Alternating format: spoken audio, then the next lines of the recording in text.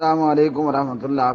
پیارے بھائی سوال بھیجنے والے، آپ نے یہ سوال بھیجا ہے کسی جماعت المسلمین سے تعلق رکھنے والے شخص کی طرف سے۔ اس بھائی نے چند سوال کیے ہیں، تو ایک وائس میں ایک ہی سوال کرنا ہوتا ہے۔ بہرحال جماعت المسلمین کے حوالے سے سن لیں کہ پہلے تو یہ جماعت المسلمین یہ ایک گمراہ جماعت ہے۔ اس بھائی کا سوالوں میں ایک سوال نبی علیہ الصلوۃ والسلام کے حوالے سے کہ جب آپ صلی اللہ علیہ وسلم پر ہم درود پڑھتے ہیں تو کیا پیارے نبی علیہ السلام پر روح لوٹائی جاتی ہے اور آپ سلام کا جواب دیتے ہیں؟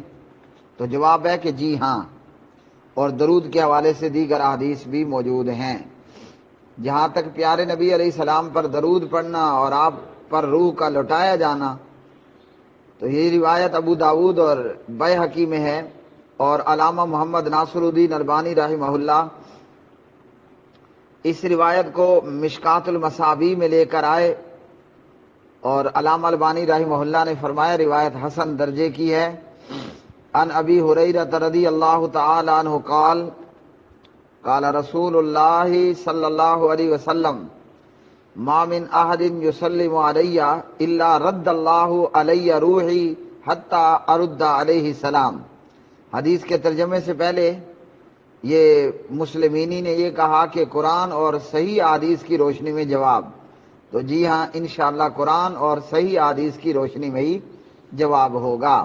باقی صحیح حدیث اور صحیح سے ہٹ کر نیچے مقبول حدیث کی مختلف قسمیں ہیں، جس میں صحیح ہے، حسن ہے، اور اس طرح مختلف۔ تو یہ حسن درجے کی روایت مشکات المصابیح میں حضرت ابو ہریرہ رضی اللہ تعالی عنہ اس کے راوی ہیں۔ کوئی بھی جو سلام پڑھتا ہے مجھ پر، کوئی بھی جو سلام پڑھتا ہے مجھ پر، یعنی نبی علیہ السلام پر درود و سلام پڑھتا ہے، تو فرمایا اللہ تعالیٰ مجھ پر میری روح لٹا دیتا ہے یہاں تک کہ میں اس کا جواب دیتا ہوں۔ تو اس حدیث سے یہ معلوم ہوا کہ جب ہم نبی علیہ الصلوۃ والسلام پر درود و سلام پڑھتے ہیں تو اللہ تعالیٰ آپ پر روح واپس لٹا دیتا ہے، اور آپ صلی اللہ علیہ وسلم اس کا باقاعدہ جواب عنایت فرماتے ہیں۔ اب اس میں اہل بدعت یہ اعتراض کرتے ہیں اور شبہ پیدا کرتے ہیں کہ جناب ایسا کیسے ہو سکتا ہے؟ تو جواب یہ ہے کہ جو بات اللہ کے قرآن سے معلوم ہو جائے، جو بات نبی علیہ الصلوۃ والسلام سے صحیح سند کے ساتھ حسن درجے وغیرہ سند کے ساتھ معلوم ہو جائے، اسے ہم نے تسلیم کرنا ہے۔ یہ کیسے ہوگا کیسے نہیں ہوگا یہ ہمارا سرد درد نہیں ہے۔ ہمارا کام ہے قرآن میں جو بات آئے، حدیث میں جو بات آئے وہ ہم مانیں۔ بعض جاہل اور اجہل اعتراض کرتے ہیں کہ جناب بعض احادیث قرآن کے خلاف ہیں، تو قرآن بھی اللہ سبحانہ و تعالیٰ کی جانب سے وحی ہے اور حدیث بھی من جانب اللہ وحی ہے۔ ہماری عقل میں فطور ہو سکتا ہے، قرآن و حدیث کے اندر کوئی اختلاف اور کوئی فطور نہیں ہے، اس لیے جو نبی علیہ السلام نے بتا دیا اسے اسی طرح من و عن تسلیم کرنا ہے۔ جو انکار کرے گا وہ بھی ہلاک ہوگا، جو اضافہ کرے گا وہ بھی ہلاک ہوگا۔ اور اس سلسلے میں اللہ سبحانہ و تعالیٰ کی ایک بہت بڑی عنایت اور رحمت ہے اہل الحدیث پر، کہ اہل حدیث نہ انکار کی طرف گیا نہ اہل حدیث اضافے کی طرف گیا۔ مقلدین ہوں، جماعت المسلمین ہو، اپنے امیر کی مقلد اور جہالت کی تقلید کرنے والے یہ لوگ، تو گمراہ فرقے کہیں انکار کرتے ہیں اور کہیں اضافہ کرتے ہیں۔ مطلب کہیں کٹر لگا دیں گے تو کہیں ویلڈنگ مشین لے کر آئیں گے۔ جس نے انکار کیا وہ بھی ہلاک، اور جس نے اضافہ کیا وہ بھی ہلاک ہوگا۔ اب یہ روح کیسے لوٹائی جاتی ہے اور یہ معاملہ کس طرح بنتا ہے اور کس طریقے پر ہوتا ہے؟ تو جی یہ پیغمبر کا معجزہ ہے اور برزخی زندگی کا معاملہ ہے۔ جو بیان ہوا ہمارا کام ہے اسے تسلیم کر لینا، جو بیان ہوا ہمارا کام ہے اسے تسلیم کر لینا، کیسے اور کیوں کر ہوتا ہے یہ ہماری پریشانی سرے سے ہے ہی نہیں۔ اسی طرح اس سلسلے میں دیگر احادیث بھی موجود ہیں، نبی علیہ الصلوۃ والسلام پر درود و سلام کے حوالے سے دیگر احادیث بھی موجود ہیں، جن میں سے کئی ثابت نہیں ہیں اور کئی بالکل صحیح ہیں۔ سنن نسائی کی روایت، ان للہ ملائکۃ سیاحین فی الارض یبلغنی من امتی السلام، ملائکہ زمین میں سیاحت کرتے رہتے ہیں، پھرتے گھومتے رہتے ہیں۔ ڈیوٹی کیا ہے؟ ڈیوٹی یہ ہے کہ مجھے میری امت کا سلام پہنچا دیتے ہیں۔ تو ملائکہ کی اللہ نے یہ ڈیوٹی لگائی کہ آپ ادھر سے صلی اللہ علیہ وسلم پڑھیں، ادھر سے فرشتہ آپ کا یہ درود نبی علیہ السلام پر پہنچا دے گا۔ اسی طرح سوال کیا اعادہ روح کے حوالے سے کہ جب کسی بندے کو مرنے کے بعد کفن میں دفن کیا جاتا ہے، میت کو قبر میں دفن کیا جاتا ہے، تو کیا اس جسم میں روح لوٹتی ہے؟ کیا اس جسم کے اندر روح لوٹتی ہے؟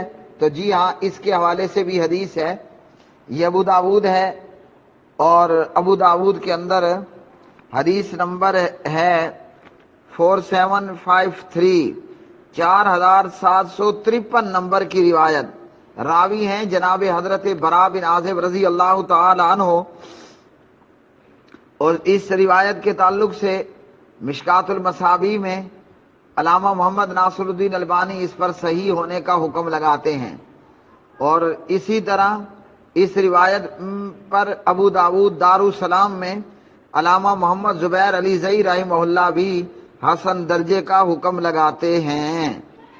اس لمبی روایت میں ہے، لمبی روایت کے اندر ہے وَإِنَّ الْكَافِرَ فَذَكَرَ مَوْتَهُ قَالَ وَتُعَادُ رُوحُهُ فِي جَسَدِهِ وَيَأْتِيهِ مَلَكَانِ فَيُجْلِسَانِهِ فَيَقُولَانِ لَهُ مَن رَّبُّكَ فَيَقُولُ هَا لَا أَدْرِي فَيَقُولَانِ لَهُ مَا دِينُكَ فَيَقُولُ هَا لَا أَدْرِي فَيَقُولَانِ لَهُ مَا هَذَا الرَّجُلُ الَّذِي بُعِثَ فِيكُمْ فَيَقُولُ ہا لا ادری۔ نعوذ باللہ من ذالک۔ کافر کی موت کا ذکر کیا اور فرمایا کہ اس کی روح اس کے جسم میں لوٹائی جاتی ہے، اس کے پاس دو فرشتے آتے ہیں، اس میت کو بٹھاتے ہیں اور پوچھتے ہیں بتا تیرا رب کون ہے؟ یہ کافر منافق مشرک جواب دیتا ہے مجھے تو کوئی پتہ نہیں ہے۔ پھر پوچھتے ہیں تیرا دین کیا ہے؟ وہ کہتا ہے مجھے کوئی خبر نہیں ہے۔ پھر پوچھتے ہیں یہ آدمی کون ہے جو تم میں مبعوث کیا گیا تھا؟ وہ کہتے ہیں مجھے کوئی پتہ نہیں، مجھے کوئی خبر نہیں ہے۔ تو یہاں الفاظ آئے کہ روح جو ہے وہ اس کے جسم میں لوٹائی جاتی ہے، تو یہ بھی برزخ کی زندگی کا معاملہ ہے۔ اپنے دماغ سے یا گھڑنتوں سے اس کا انکار کوئی نہیں کرنا، یہ بھی قبر اور برزخ کی زندگی کا معاملہ ہے۔ آج 30/9/2019 کی ڈیجیٹل زندگی کے اندر اگر آپ اس میں جناب ویب کیم لگا دیں اور اس میں کوئی CCTV کیمرے لگا دیں قبر کے اندر، یا وہاں پر جناب ساتھ میں سرچ لائٹ بھی لگا دیں، تو نہ فرشتے نظر آئیں گے، نہ مردے کا بٹھانا نظر آئے گا، نہ مردے کا بولنا نظر آئے گا، نہ مردے کا چیخنا چلانا نظر آئے گا، نہ جہنم سے ونڈو کھلتی نظر آئے گی، نہ جنت سے ونڈو کھلتی نظر آئے گی۔ تو یہ کیا ہے؟ یہ اس دنیا کا حال نہیں ہے۔ نہ ہمارا CCTV کیمرہ، نہ ہمارا ویب کیم کچھ بھی اس منظر کو کیچ نہیں کر سکتا، نہ کوئی بھی باریک سے باریک آپ کا مائکرو ریکارڈر اس چیز کو ریکارڈ کر سکتا ہے۔ یہ خالصتاً آخرت اور برزخ کی زندگی کا معاملہ ہے۔ اب اس پر کرنا کیا ہے؟ وہ جو قرآن مجید میں اللہ نے مومنین اور مسلمین کی صفت بتائی ہے، کیا ہے؟ الذین یؤمنون بالغیب، مومن غیب پر پوشیدہ پر ایمان لاتے ہیں، اس میں جلیبیاں نہیں بناتے، اس میں چون کے چنانچے یعنی البتہ کی گردانے نہیں لگاتے۔ مومن وہ ہے جو غیب کی بات قرآن نے حدیث نے بتائی اس پر ایمان لے آئے۔ اب یہ مرنے کے بعد کا منظر ہے، یہ ہے موت کے بعد کا منظر، قبر کی زندگی کا یہ منظر ہے، یہ اس کھوپڑی میں، یہ اس آنکھ میں، یہ اس کان میں سما ہی نہیں سکتا۔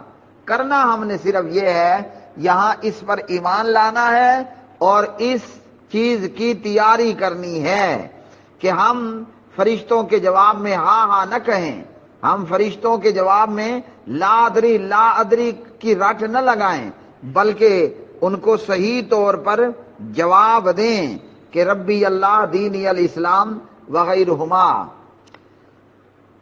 اچھا جی، اس پر بھی جاہل یہ کہیں گے کہ جناب یہ تو قرآن کے خلاف ہے۔ قرآن کے کوئی خلاف نہیں، قرآن مجید نے ہمیں صاف طور پر بتایا، سورۃ الحشر پارہ نمبر 28 میں، وَمَا آتَاكُمُ الرَّسُولُ فَخُذُوهُ وَمَا نَهَاكُمْ عَنْهُ فَانْتَهُوا۔ جو چیز رسول پاک علیہ الصلوۃ والسلام دیں وہ لے لو۔ تو نبی علیہ الصلوۃ والسلام نے ہمیں مشکات المصابیح میں اور ابو داود میں دے دیا نا کہ جناب یہ قبر ہے، یہ قبر کی زندگی کے سوالات ہیں، یہ قبر کی زندگی کا منظر ہے، آج تیاری کر لو کل بچ جاؤ گے۔ اور جس نے اسے تسلیم ہی نہ کیا تو وہ تیاری کیا خاک کرے گا، تیاری کوئی نہیں ہوگی تو آگے جوتے کھانے کے لیے ایسے لوگ تیار ہو جائیں، ایسے لوگ تیار ہو جائیں۔ کیا تیاری، کیا عذاب ہوگا؟ فَيُنَادِي مُنَادٍ مِّنَ السَّمَاءِ، نبی علیہ الصلوۃ والسلام نے فرمایا کہ منادی آسمان سے ندا دیتا ہے، اعلان کرنے والا، آواز لگانے والا، کہ اس نے جھوٹ کہا ہے، اب اسے آگ کا بستر بچھا دو، اسے آگ کا لباس پہنا دو، اس کے لیے جہنم کی طرف سے دروازہ کھول دو، ڈور یا ونڈو کھول دو۔ تو بھئی آج زندہ ہو، آج تیاری کر لو۔ اگلا سوال یہ کرتے ہیں، دینی امور پر اجرت لینا۔ جی ہاں، اجرت لینا درست ہے۔ جو لوگ للفقراء الذین احصروا فی سبیل اللہ لا یستطیعون ضربا فی الارض یحسبهم الجاہل اغنیاء من التعفف میں شامل ہیں، جو لوگ روک دیے گئے ہیں مدارس میں، مساجد میں اور تبلیغ دین کے کام میں، تبلیغ دین کے کام میں، دعوت دین کے کام میں وہ اتنے پھنس چکے ہیں اور روک دیے گئے ہیں کہ وہ نہ منڈی میں جا کر ٹماٹر بیچ سکتا ہے، نہ گوبھی، نہ پھل، نہ فروٹ، نہ تجارت، نہ فیکٹری، بلکہ وہ یا تو مسجد مدرسے میں پڑھا رہا ہے یا جناب ہفتے کے 7 دن ملک بیرون ملک میں اشاعت دین، دعوت دین اور تبلیغ دین کے لیے مصروف عمل ہے۔ تو ایسے لوگوں کے لیے اجرت لینا درست ہے۔ ہاں، جو علامہ احسان علی ظہیر شہید رحمۃ اللہ علیہ کی طرح عالم دین بھی ہے اور صاحب مال بھی ہے تو اس کے لیے درست نہیں ہے، اجرت لینا درست ہے۔ صحیح بخاری میں نبی علیہ السلام نے فرمایا، اِنَّ حَقَّ مَا أَخَذْتُمْ عَلَيْهِ أَجْرًا کتاب اللہ، کتاب اللہ اجر کا سب سے زیادہ حق رکھتا ہے۔ اور پیارے نبی علیہ الصلوۃ والسلام نے 10 صورتوں یا چند آیات یا چند صورتوں کو حق مہر بنا کر اپنی صحابیہ کا نکاح اپنے صحابی سے کیا۔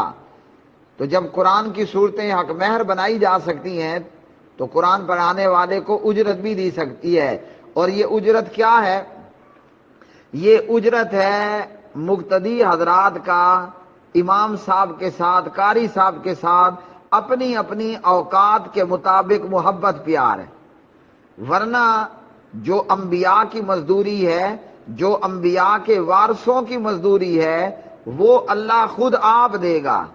مثال کے طور پر قرآن کے قاری سے اللہ سبحانہ و تعالیٰ فرمائے گا، ترمذی ابواب فضائل القرآن، پڑھتا جا اور جنت کے درجات چڑھتا جا۔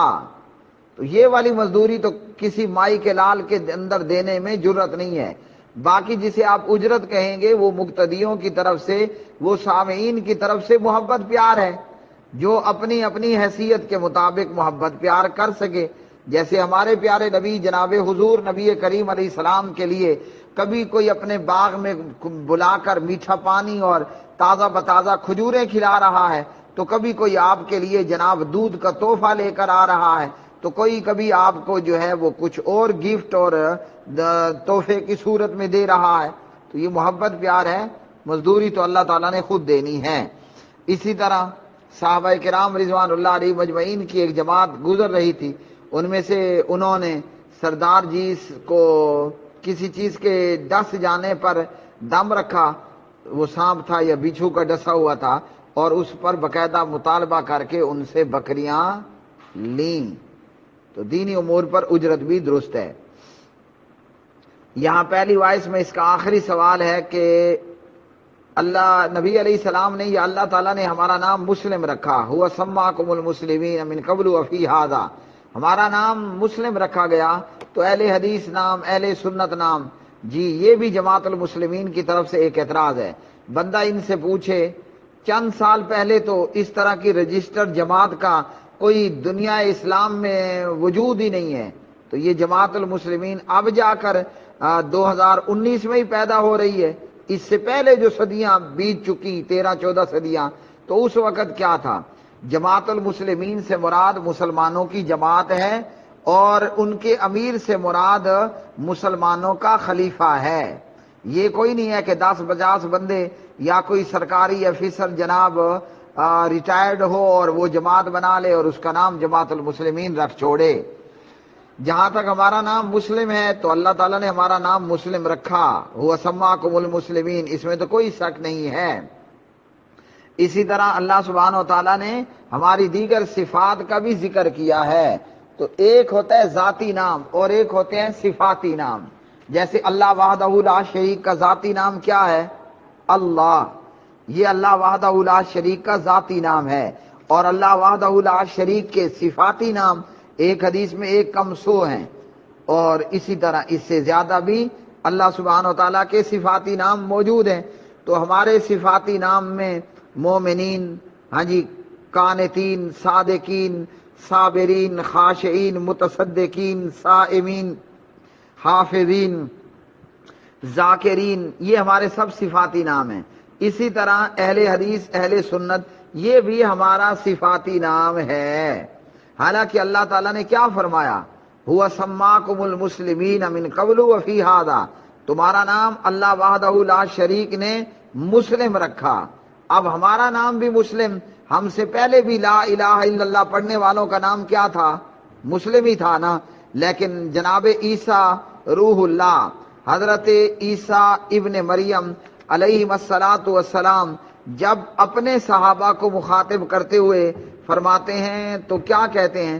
مسلمین کہہ کر مخاطب نہیں کرتے، بلکہ اللہ سبحانہ و تعالیٰ نے فرمایا، اور اللہ نے بھی یہاں مسلمین کا ورڈ یوز نہیں کیا، حالانکہ مسلم نام تھا ان کا، مگر صفاتی نام بھی تھے۔ جیسے ابو بکر و عمر کا نام مسلم بھی تھا، اور ان کی ماں نے ان کا نام جناب ابو بکر عبداللہ، اور اسی طرح عمر بھی رکھا، اور اسی طرح ان کی صفت صحابی بھی تھی، اور اسی طرح ان کی صفت مہاجر بھی تھی، اور عبد الرحمن کی ماں نے ان کا نام عبد الرحمن رکھا، اور ان کا نام مسلم بھی تھا، اور ان کی صفت انصار بھی تھی۔ تو ایک ہوتا ہے ذاتی نام اور ایک ہوتا ہے صفاتی نام۔ ہمارا ذاتی نام تو بے شک ہوا سماکم المسلمین مسلم ہی ہے، مگر ہمارے صفاتی ناموں میں اہل حدیث بھی ہے، اہل سنت بھی ہے، جیسا کہ اللہ سبحانہ و تعالیٰ نے فرمایا، یا ایھا الذین آمنوا کونوا انصار اللہ، اے ایمان والو ہو جاؤ اللہ کے انصار، مدد کرنے والے۔ کما قال عیسیٰ ابن مریم، جس طرح کہ کہا عیسیٰ ابن مریم علیہ السلام نے، للحواریین، اللہ نے یہ نہیں فرمایا للمسلمین، حالانکہ ہوا سماکم المسلمین من قبل وفی ھذا، ان کا نام بھی مسلم تھا نا۔ تو یہاں اللہ تعالیٰ نے ان کے صفاتی نام کا ذکر کیا ہے اور ذاتی نام کو چھوڑ دیا، یہ نہیں فرمایا کما قال عیسیٰ ابن مریم للمسلمین من انصاری الی اللہ، نام تو مسلم تھا، اللہ تعالیٰ فرما رہے ہیں للحواریین، اپنے حواریوں سے کہا کون ہوگا میرا مددگار اللہ کی طرف، اللہ کے دین کی خاطر مدد کرنے والا کون ہے؟ اب آگے اللہ تعالیٰ فرماتے ہیں قال الحواریون، حالانکہ ہوا سماکم المسلمین من قبل وفی ھذا، نام تو ان کا بھی مسلم تھا نا، جو لا الہ الا اللہ عیسیٰ روح اللہ، جو لا الہ الا اللہ عیسیٰ نبی اللہ پڑھتے تھے، نام تو ان کا بھی مسلم تھا، اور ہونا یہ چاہیے تھا قال المسلمون، ہاں نحن انصار اللہ، مگر قرآن پاک بتاتا ہے قال الحواریون نحن انصار اللہ، حواریوں نے کہا ہم اللہ کے دین کے مددگار ہیں۔ تو اس لیے مسلم ہمارا بھی اور پہلے کلمہ پڑھنے والوں کا نام ہے، مگر یہ ہمارا نام ہے نا، ہماری صفاتی نام بھی موجود ہیں۔ میری دادی فاطمہ نے میرا نام کیا رکھا؟ اقبال، محمد اقبال۔ اب میری صفت ہے میں قرآن کا حافظ ہوں تو میں حافظ محمد اقبال بن گیا۔ اسی طرح میں یہاں ڈی آئی خان کا رہنے والا ہوں تو علاقے کی طرف منسوب کرتے ہوئے میں ڈیروی بھی ہوں، پاکستان کا رہائشی ہوں تو میں پاکستانی بھی ہوں، صوبہ سرحد کا رہنے والا ہوں تو سرحدی بھی ہوں، بریکٹ میں جس کا نام اب خیبر پختونخوا ہے۔ تو یہ ذاتی نام مسلم ہے اور صفاتی نام بہت سارے ہوتے ہیں۔ اسی طرح اہل حدیث کا ذاتی نام، اہل سنت کا ذاتی نام مسلم ہے، مسلمان ہے، مگر ہمارا صفاتی نام اہل حدیث ہے اور اہل سنت ہے۔ اور مزے کی بات، اب ہم سے پہلے جو کلمہ پڑھنے والے تھے، لا الہ الا اللہ، عیسیٰ نبی اللہ، یا لا الہ الا اللہ، موسیٰ رسول اللہ، موسیٰ کلیم اللہ علیہ الصلاۃ والسلام، اللہ تعالیٰ نے انہیں یہ نہیں کہا کہ قل یا اہل المسلمین، حالانکہ نام کیا ہے ان کا بھی مسلم تھا نا، ہوا سماکم المسلمین۔ یہی دلیل پیش کرتے ہیں یہ گمراہ فرقہ اور گمراہ جماعت المسلمین والے۔ تو اللہ تعالیٰ نے کیا کہا ان سے؟ یہ نہیں فرمایا قل یا اہل المسلمین، بلکہ اللہ نے ان کی صفت کے ساتھ ان کو خطاب کیا، اور وہ خطاب کہاں پر ہے؟ قل یا اہل الکتاب تعالوا الی کلمۃ سواء بیننا وبینکم الا نعبد الا اللہ۔ حالانکہ نام ان کا مسلم تھا، ہونا چاہیے تھا قل یا اہل المسلمین، لیکن اللہ نے انہیں ان کی کتاب کی طرف نسبت دی اور قل یا اہل الکتاب کہہ دیا۔ ان پر، ان کے لیے ان کے پیغمبر کو تورات ملی، ان پر ان کے پیغمبر کو انجیل ملی، تو یہ دونوں کتابیں ہیں نا، اس لیے فرما دیا قل یا اہل الکتاب۔ اب اللہ نے جو ہمیں کتاب دی ہے وہ کتاب کیا ہے؟ وہ اللہ کی حدیث ہے، اللہ کی بات ہے۔ الزمر پارہ نمبر 23، اللہ نزل احسن الحدیث۔ المرسلات پارہ نمبر 29، فبأي حدیث بعدہ یؤمنون۔ حدیث فإن خیر الحدیث کتاب اللہ، سب سے بہترین حدیث کیا ہے؟ وہ ہے اللہ وحدہ لا شریک کی کتاب۔ اللہ کی کتاب کون سی ہے؟ اللہ کا قرآن اللہ کی کتاب ہے، اللہ کا کلام ہے۔ تو ہم اپنی کتاب کی طرف نسبت کرتے ہوئے ہم نے ہمارا نام، صفاتی نام کیا رکھا؟ اہل حدیث، اہل سنت۔